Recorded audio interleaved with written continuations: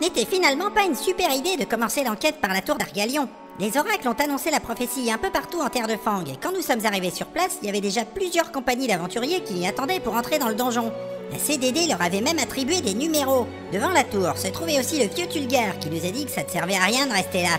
Je dois dire que ça nous a bien fait râler parce que c'était lui qui nous avait dit de venir. Et puis moi j'avais la forme, j'étais prête à lancer des tas de sortilèges. Enfin, comme Gontran Théogal était parti, Tulgar nous a conseillé de prendre une mission d'escorte pour continuer l'enquête dans la grande cité de Glarg. Et c'est pour ça qu'on doit revenir à Tourneport.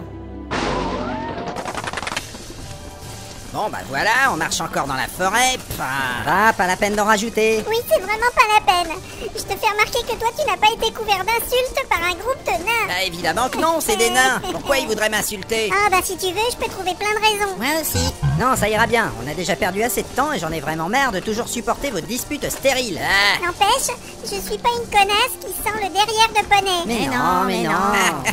Pourquoi on n'a pas combattu à la tour? Mais t'as vraiment rien écouté? Non, le vieux parlait trop vite. Il est chiant. C'est à cause du niveau de la tour. En plus, il y avait déjà plein d'aventuriers à l'intérieur. La tour d'Argalion est devenue un donjon de niveau 12. On n'avait rien à faire là-bas. Et je te rappelle qu'un groupe de niveau supérieur à 8 s'est fait démolir il y a même pas une heure. Les nulos. Ils étaient sans doute moins nuls que toi. Le sorcier a perdu un bras à cause d'une commode piégée. T'imagines? Ah, c'est juste un sorcier. C'est une mauviette en robe de chambre avec un bâton. Et tu peux respecter un peu la profession après tout ce que j'ai fait pour toi. Hein? On avait dit qu'on arrêtait les disputes. Bon, vous êtes chiants là, on s'est encore fait carotter, mais je suis certain que tout ça ne serait jamais arrivé à Goltor l'Intrépide. Qui ça? Ah mais ouais, vous le connaissez pas en fait. Bon, il faut que je vous raconte. Je suis sûr que c'est un gars qui avait une barbe, une cotte de maille, un casque et une hache. C'était pas compliqué. Quand on voyait Goltor, on savait tout de suite qu'on n'avait pas affaire à n'importe qui. Il avait de la stature, il s'en laissait pas compter par des nazes ou des vieux qui l'envoyaient n'importe où. Lui, c'était le genre à inventer lui-même ses propres quêtes et il avait besoin de personne. D'ailleurs, on raconte qu'il a jamais fait partie d'aucune compagnie d'aventuriers. Peut-être que personne ne le supportait. Mais non, c'est parce qu'il inspirait la peur. Imaginez, il foutait la trouille aux guerriers humains. Alors vous imaginez, avec les orques et les gobelins, c'était même pas la peine. Tenez, par exemple, un jour, les peaux vertes ont creusé une brèche sans le faire exprès. Ils ont déboulé dans le quartier est de la mine de Jambfer. C'est chez moi, mais à l'époque, j'étais pas né, bien sûr. Eh bien, ils ont voulu mettre à sac la taverne. Mais Goltor se trouvait là par hasard. Par hasard. Un nain qui serait par hasard à la taverne, donc. Tout à fait. Il en aurait tué plus de 50 en une après-midi avec pour seule arme une chope à bière. C'est le genre de gars que personne pouvait prendre au dépourvu. Il avait toujours un temps d'avance sur tout le monde. C'est quand même lui l'inventeur du bouclier triangulaire. Ah, j'aurais aimé partir à l'aventure avec lui, ça aurait été quelque chose. Pas la catégorie qui se promène à pied dans la forêt ou dans les lichens. Il avait construit un chariot métallique avec des lames sur les roues qu'on peut encore voir au musée de l'artisanat. C'était tiré par des sangliers de combat et avec ça, il pouvait traverser des troupes entières d'ennemis sans s'esquinter un seul doigt de pied. Enfin bref, vous imaginez bien que ce type-là, c'est pas pour rien qu'il a une statue dans 3 cités naines. Mais on imagine. On suppose également que l'histoire n'est pas finie. C'est bien vrai. Je vous ai pas raconté comment il a réussi à relever le grand défi du culot. Ça ne m'intéresse pas. Eh ben je m'en fiche, ça intéresse les autres. En fait... Alors c'était en 554. À l'époque, Goltor avait déménagé dans les mines, un peu à l'est de Jambfer.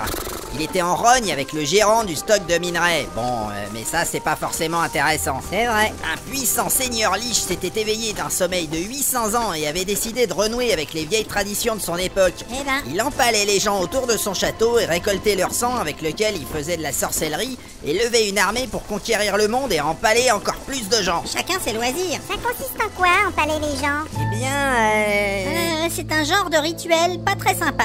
Ouais, on peut dire ça. Enfin, moi, je suis pas vraiment sûr de savoir parce que j'ai appris cette histoire par mon père et je n'ai pas tout compris. Toujours est-il que ce genre de coutume ne plaisait pas à notre héros. J'ai nommé Goltor l'Intrépide. C'était le modèle de guerrier qui sauve les autres et qui devient riche quand même. Ah oui, ça c'est pratique. Il fallait trouver une idée pour relever le défi du culot, qui était un des 8 grands défis de la tradition à l'époque.